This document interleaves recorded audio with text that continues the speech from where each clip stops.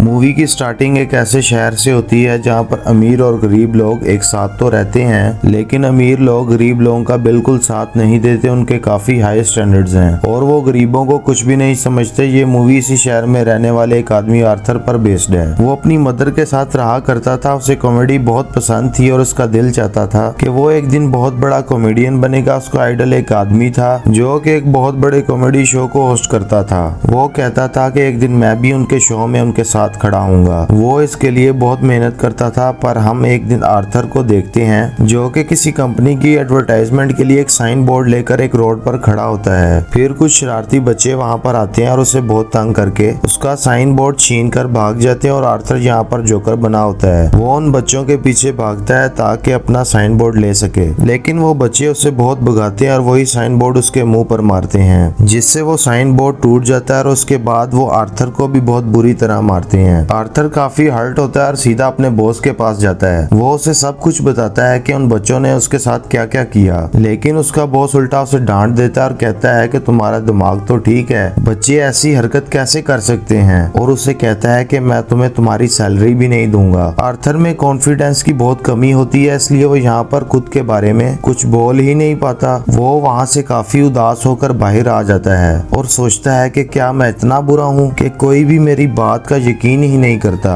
वो अपने घर आता है और डांस करने लगता है। यहाँ पर हम देखते हैं कि उसकी बॉडी काफी वीक होती है। अगले दिन आर्थर अपने कोलीग से मिलता है और उसे उन बच्चों के बारे में बताता है। उसका कोलीग उसे कहता है ये तो बहुत गलत हुआ, तुम्हें अपनी हिफाजत करनी चाहिए थी, और इसी के साथ वो उसे एक गन देता है और कहता है इसे तुम पास रख लो, मुश्किल वक्त में तुम्हारे काम आएगी। आर्थर ये लेने से इनकार करता है, लेकिन वो आदमी जबरदस्ती उसे ये गन दे देता है और फिर आर्थर अपने घर के लिए निकल पड़ता है। वो बस में होता है तो उसके सामने एक बच्चा बैठा होता है। वो उसे हंसाने की कोशिश करने लगता है और वो बच्चा जोर जोर से हंसने लगता है, जिस पर उस बच्चे की मदर को गुस्सा आ जाता है और वो आर्थर को कहती है कि हटो, परेशान मत करो, लेकिन इस बात पर आर्थर हंसने लगता है। इनफैक्ट हमें बताया जाता है कि आर्थर को कोई सीरियस मेंटल इशू होता है और वो अपनी हंसी को कंट्रोल ही नहीं कर पाता और उसे कहीं पर भी हंसी आ जाती है। वो बस में बैठी हुई उस लेडी को एक कार्ड देता है जिसमें उसकी डिजीज के बारे में सब कुछ लिखा होता है। वो घर आता है और अपनी मेडिसिन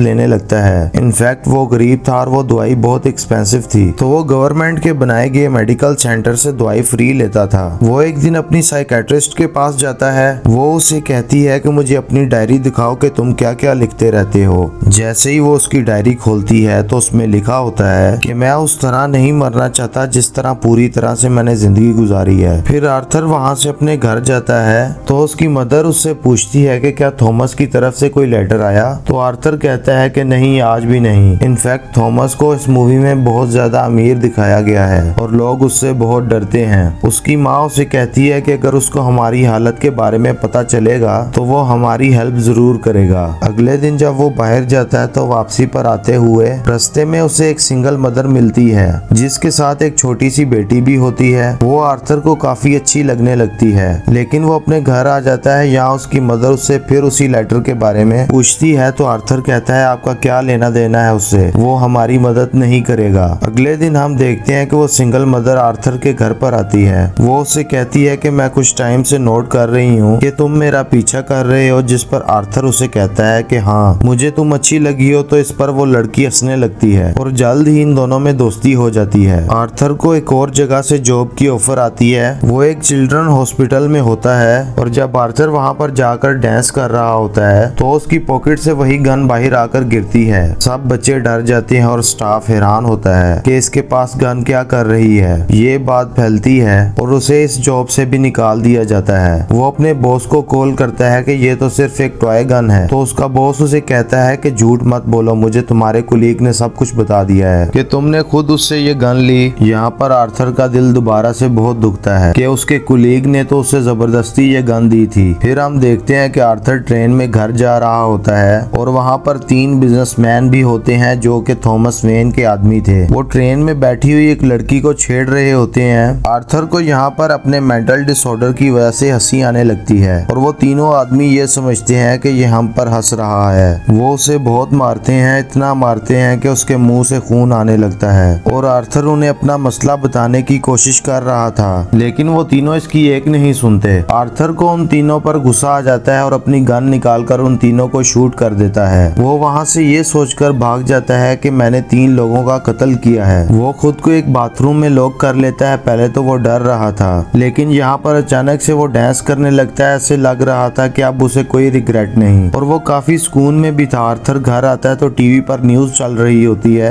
जिसमें थॉमस बोल रहा होता है। वो कहता है कि जिन 3 लोगों का कत्ल हुआ वो मेरे आदमी थे और उन्हें किसी जोकर ने मारा है। लेकिन यहाँ पर गरीब लोग उन तीनों की डेथ का अफसोस करने के बजाय जोकर का साथ दे रहे होते हैं, क्योंकि वो सिर्फ जोकर्स के रूप में ही अमीर लोगों के खिलाफ स्ट्राइक कर रहे होते हैं। वहाँ से आर्थर अपनी साइकेट्रिस्ट के पास जाता है तो वो उसे बताती है कि हम आज आखिरी बार मिल रहे हैं, क्योंकि गवर्नमेंट ने हमें फंड्स देना बंद कर दिया है और अब के बाद मैं आपका फ्री इलाज नहीं कर सकती। आर्थर दोबारा से काफी टूट जाता है और उदास होकर वहाँ से बाहर आ जाता है। फिर हम आर्थर को देखते हैं जो एक कॉमेडी शो में लोगों को हंसाने की कोशिश कर रहा होता है, लेकिन वो ऐसा कर नहीं पाता और परेशानी में उसे जोर जोर से हंसी आने लगती है, जिसकी वजह से उसका शो काफी खराब हो जाता है और वो घर आ जाता है। घर आने पर उसकी मदर उससे कहती है, बेटा ये लेटर थॉमस के लिए पोस्ट कर दो। आर्थर जब ये पढ़ता है तो उसे अपनी आंखों पर यकीन ही नहीं आता। वो अपनी मदर के पास जाता है और कहता है आपने ये सब कुछ क्यों छुपाया। उसकी माँ उसे बताती है कि बेटा मैंने ये जानकर नहीं किया। इनफैक्ट थॉमस और मैं एक दूसरे को पसंद करते थे और इवन शादी भी करना चाहते थे, लेकिन मैं बहुत गरीब थी और वो बहुत अमीर, तो हम सोसाइटी की वजह से शादी नहीं कर सके। आर्थर अपने बाप से मिलने के लिए निकल पड़ता है। जब वो वहाँ पर पहुँचता है तो उसके घर के गेट के पीछे थॉमस का अपना बेटा खड़ा होता है। आर्थर उसके सामने बच्चों जैसी हरकतें करने लगता है और उसे भी हंसाने की कोशिश करता है, लेकिन तभी वहाँ पर थॉमस का गार्ड आ जाता है और वो उस बच्चे से कहता है कि स्ट्रेंजर से बात नहीं करते और आर्थर को वहाँ से जाने के लिए कहता है। आर्थर उसे कहता है कि मैं सच्चाई से पर्दा हटा कर ही जाऊंगा। मेरी माँ ने थॉमस के यहाँ 30 साल काम किया और दोनों एक दूसरे को पसंद भी करते थे और मैं किसी और का नहीं, थॉमस का ही बेटा हूँ। जिस पर गार्ड उसे कहता है कि तुम भी पागल हो और तुम्हारी माँ भी पागल है। उसने ये स्टोरी अपने पास से बनाई है, उसका थॉमस से कोई लेना देना नहीं है। ये सुनकर आर्थर को काफी बुरा लगता है और वो वहाँ से चला जाता है। तो उसे पता चलता है कि उसकी मदर को कोई अटैक हुआ है और उन्हें हॉस्पिटल शिफ्ट किया जाता है। आर्थर जब बाहर बैठा होता है तो उसके पास 2 पुलिस ऑफिसर्स आते हैं। वो उससे पूछते हैं कि ट्रेन में जो उस दिन 3 आदमी मरे थे तुम उनको जानते हो? तो आर्थर आगे से कहता है नहीं, मुझे क्या पता होगा। उसे पता चलता है कि पुलिस ऑफिसर्स ने सेम यही सवाल उसकी मदर से किए, जिसकी वजह से उसकी मॉम को अटैक हुआ था। वो अंदर अपनी माँ के पास आ जाता है और वहीं पर वो सिंगल मदर भी होती है कि तभी टीवी पर एक न्यूज चलती है और उस पर आर्थर का वही फेवरेट टीवी होस्ट होता है, वही कॉमेडियन जिसे आर्थर बहुत पसंद किया करता था। वो काफी शौक से उसका शो देखने लगता है, लेकिन देखते ही देखते उसे अपना चेहरा टीवी स्क्रीन पर नजर आ जाता है। एक्चुअली आर्थर का फेवरेट कॉमेडियन उसका मजाक उड़ा रहा होता है। जब आर्थर को कॉमेडी शो में हंसी आ गई थी, ये देखकर आर्थर काफी टूट जाता है कि मेरा आइडियल मेरा मजाक उड़ा रहा है, इससे तो मुझे इंस्पिरेशन मिली थी। उसे सब चीज पर यकीन ही नहीं आता।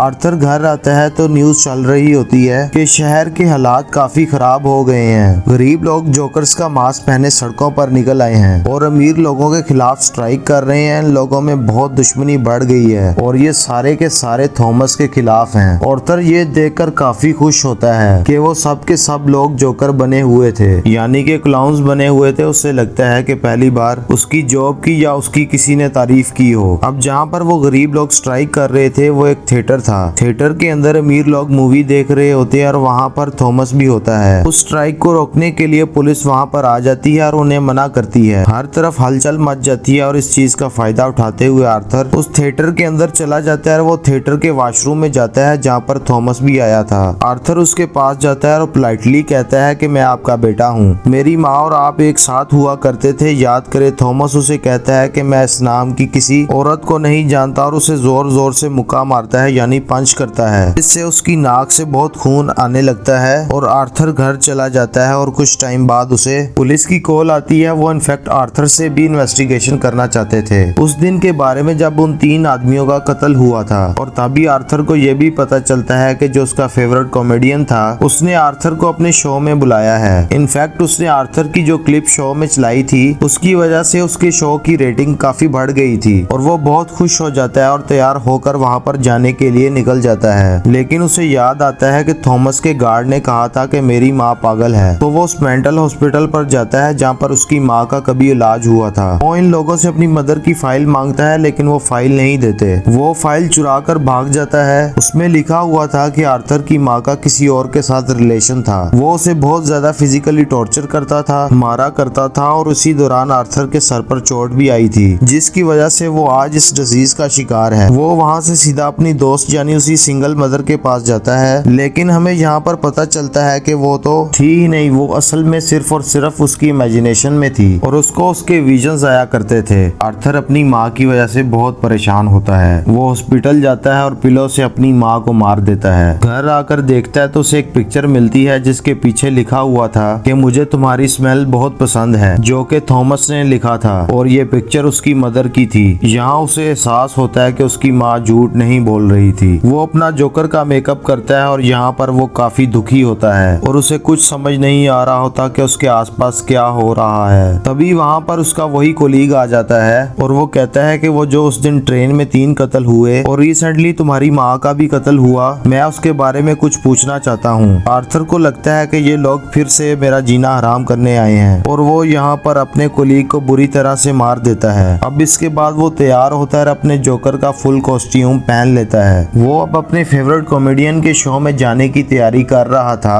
वो बहुत खुश होता है, रास्ते में डांस करता हुआ जा रहा होता है। वहीं पर वो दोनों पुलिस ऑफिसर्स भी आ जाते हैं जो उसे ट्रेन में हुए हादसे के बारे में इन्वेस्टिगेशन कर रहे थे। पर आर्थर वहाँ से भाग आता है और भागते भागते एक ट्रेन में घुस जाता है और उस ट्रेन में और भी बहुत सारे लोग ऐसे होते हैं जिन्होंने जोकर का कॉस्ट्यूम पहना था। पुलिस इतने सारे लोगों में उसे ढूंढ ही नहीं पाती। तो इसी बात का फायदा उठाते हुए वो वहाँ से बाहर आ जाता है और अपने फेवरेट कॉमेडियन के शो की तरफ जाता है। वो जब उसके सामने जाता है तो उससे पूछता है क्या तुम भी जोकर बने हो, क्या तुम भी अमीरों के खिलाफ प्रोटेस्ट कर रहे हो। आर्थर उसे रिक्वेस्ट करता है कि आप लोगों को मेरे बारे में कुछ ना बताइएगा सिवाय इसके कि मैं एक ऑर्डिनरी जोकर हूँ। और फिर उनका लाइव शो स्टार्ट हो जाता है। ऑडियंस उन्हें देखकर काफी खुश होती है और उस चीज को काफी एडमायर कर रही होती है। वहाँ पर उसका फेवरेट कॉमेडियन उसे सवाल करता है कि तुम यहाँ पर जोकर बनकर क्यों आए हो। तो जोकर उसे कहता है कि मैं हमेशा खुश रहना चाहता था और मैं लोगों में भी खुशियाँ बांटना चाहता था। लोगों ने मुझे इस गेटअप में पसंद किया तो मैंने सोचा क्यों ना मैं ऐसे ही आ जाऊं। वो यहाँ पर एक बहुत ज्यादा सरप्राइजिंग बात भी करता है। वो इस लाइव शो में सबके सामने बता देता है कि उस दिन जो ट्रेन में 3 लोग मरे थे उनको मैंने ही मारा था। वो कहता है कि ये सब मैंने आपको इसलिए बताया कि अब तक कितने गरीब लोग मरे, कितने ही ज्यादा अमीर लोगों ने गरीब लोगों को बेदर्दी से कत्ल किया, लेकिन आज तक किसी ने नोटिस नहीं किया। क्या किसी ने भी अमीर लोगों के खिलाफ आवाज उठाई या उन गरीब लोगों को याद किया? तो मुझे बताएं। और जब मैंने किसी अमीर आदमी को मार दिया तो लोग इतना शोर किस लिए मचा रहे हैं? क्या सब इंसान बराबर नहीं होते? क्या अमीर लोगों में कोई और खास बात होती है? वो कहता है कि सोसाइटी बहुत खराब हो चुकी है, वो सिर्फ अपना फायदा सोचती है और अगर आज तुमने मुझे इस शो में बुलाया है तो ये तुम्हारी रहमदिली हरगिज नहीं है। तुम्हारे शो की रेटिंग मेरी वजह से बढ़ रही थी इसलिए तुमने ऐसा किया। लेकिन आर्थर का जो फेवरेट कॉमेडियन होता है वो कहता है ऐसी बात हरगिज नहीं है। आर्थर को गुस्सा आ जाता है कि तुम अभी भी झूठ बोल रहे हो। वो इसी के साथ अपनी गन बाहर निकालता है और उसे सबके सामने शूट कर देता है। लोग काफी घबरा जाते हैं और वहाँ से बाहर निकलने लगते हैं, लेकिन आर्थर को हम यहाँ पर काफी कॉन्फिडेंट देखते हैं। वो किसी से नहीं डर रहा होता। पुलिस इस बात पर जोकर यानी आर्थर को अरेस्ट कर लेती है और अपनी गाड़ी में बिठाकर उसे वहाँ से दूर ले जाने लगते हैं। लेकिन आर्थर रास्ते में देखता है कि उसके बहुत सारे सपोर्टर्स हैं जो उसे सपोर्ट कर रहे हैं। उनमें से कुछ लोग एक एम्बुलेंस में बैठे होते हैं और उसको स्पीड में चलाकर उस पुलिस कार के साथ टक्कर मार देते हैं, जिसकी वजह से वो पुलिस कार उल्ट जाती है और अब जोकर बाहर आ गया था। वो उन सब लोगों में शामिल हो जाता है और उसी कार के ऊपर आकर खड़ा हो जाता है। सब लोग उसे यहाँ पर देख पा रहे थे और उसे चीयर कर रहे थे। उसके मुंह और नाक से काफी खून आ रहा था, लेकिन वो इसी खून से अपनी स्माइल बना लेता है और हाथ हिलाकर जोर जोर से हंसने लगता है। ये इनफैक्ट एक ऐसी स्माइल थी जिसके पीछे गम, तकलीफ और दुख छुपा हुआ था। वो अब उन सब लोगों का हीरो बन चुका था। वो यहाँ पर काफी खुश था कि लोग फाइनली अब उसकी तारीफ कर रहे थे, उसे अप्रिशिएट कर रहे थे। दूसरी तरफ हम थॉमस को देखते हैं जो कि अपनी प्रेजेंट वाइफ और बेटे के साथ शहर छोड़कर जा रहा होता है, लेकिन तभी साइड पे खड़ा एक जोकर उन लोगों को शूट कर देता है, लेकिन वो उनके बेटे को कुछ नहीं कहता। और फिर सीन चेंज होता है। हमें आर्थर यानी जोकर एक साइकेट्रिस्ट के पास दिखाया जाता है। वो वहाँ पर भी हंस रहा होता है तो वो साइकेट्रिस्ट उसे कहती है कि तुम बिला वजह क्यों हंसते हो। तो आर्थर उससे कहता है कि आप इस फीलिंग को कभी नहीं समझ पाएंगी और ये कहकर वो वहाँ से से बाहर आ जाता है। उसके जूतों के नीचे खून लगा हुआ था, जिससे ये जाहिर होता है कि एक अच्छा इंसान कैसे किसी कातिल में बदल गया। और इस मूवी से हमें ये लेसन भी मिलता है कि जब किसी के साथ बुरा किया जाए तो वो बुरा ना भी हो तो एक ना एक दिन बुरा बन ही जाता है। उसे इतनी अजियत दी गई, इतना टॉर्चर किया गया कि उसके अंदर से वो फीलिंग्स ही खत्म हो गई और अब वो अपनी लाइफ से बिल्कुल सेटिस्फाई था। और इसी के साथ ये मूवी भी एंड हो जाती है। आई होप कि आपको ये मूवी अच्छी लगी होगी। Thank you for watching.